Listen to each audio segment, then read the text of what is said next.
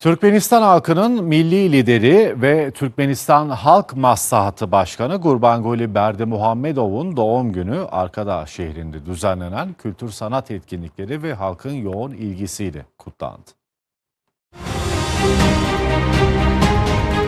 Türkmenistan'da okullardan kültür merkezlerine, müzelerden kütüphanelere kadar birçok noktada onun eserleriyle karşılaşmak mümkün. Ancak sokakta konuşulanlar daha çok farklı. Kimi onu milli değerlerin yeniden canlanmasıyla, kimi kültürel mirasın korunmasıyla, kimi ise çocuklara ve gençlere verilen önemle hatırlıyor. Türkmenistan'da milli lider denildiğinde, resmi görevlerinin ötesinde toplumun hafızasında oluşan bu ortak algı dikkat çekiyor.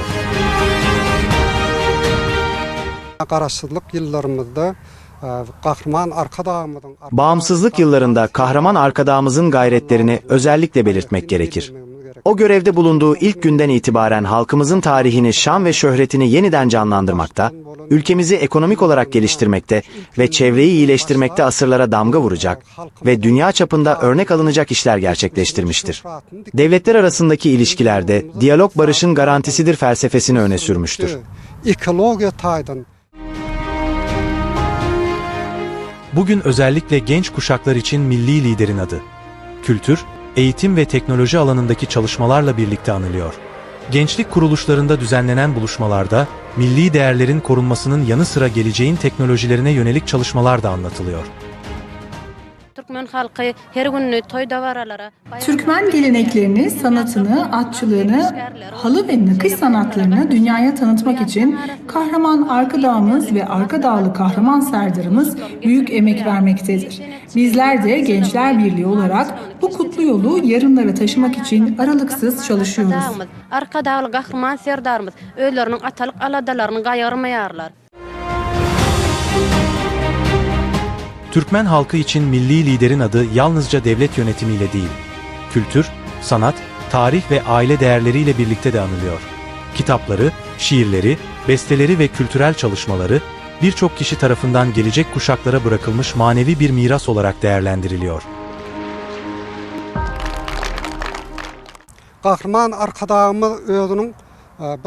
Kahraman arkadağımız yalnızca girişimleriyle değil, halkına sahip çıkmasıyla da büyük saygı görmektedir. Halkımız 7'sinden 70'ine kadar ona sevgi duymaktadır. Sanat ve kültür çalışanları, bilim insanları ve gençler onun eserlerinden ilham alarak yeni çalışmalar üretmektedir. Vatan, gerçek oğullarıyla vatandır sözü de onun eserlerinde yer almakta ve bizlere yol göstermektedir.